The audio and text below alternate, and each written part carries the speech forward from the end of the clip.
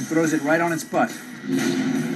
Let's do a head count here. It's a story as old as the Bible, brother versus brother. But what we wanted to know was just how a good guy goes so very bad.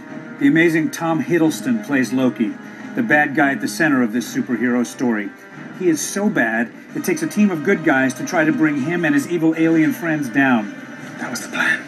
Not a great plan. You know, it's funny. When it came to playing Loki, it was really you've got to talk about specifics.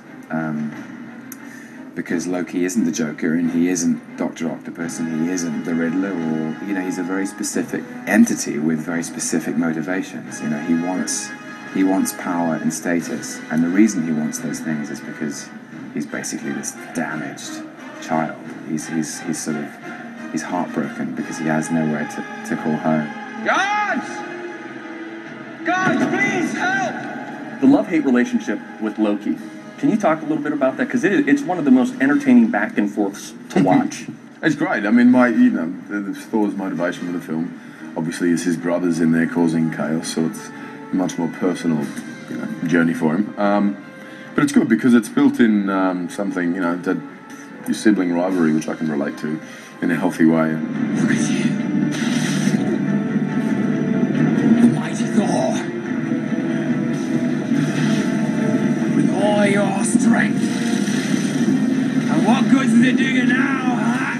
I mean, all my stuff was that I had done with Thor. We built those characters for the first time, together, Tom and I, and so that was some of my favourite stuff was those scenes. It was my meatiest, character stuff as well. As someone who loves going to the movies and loves these films, I grew up watching Gene Hackman in Superman and Terrence Stamp as General Zod, and then not just in superhero films, but people like Alan Rickman in Die Hard. And there was a sort of style there that maybe came from a vanity and an arrogance, but at least he sort of, if you're going to destroy the universe, you might as well look good doing it. That's right, be polite along the way. I mean, in the comic books, Thor keeps forgiving Loki, and reading, and for the 7th time, Loki's like, okay, I'll be good.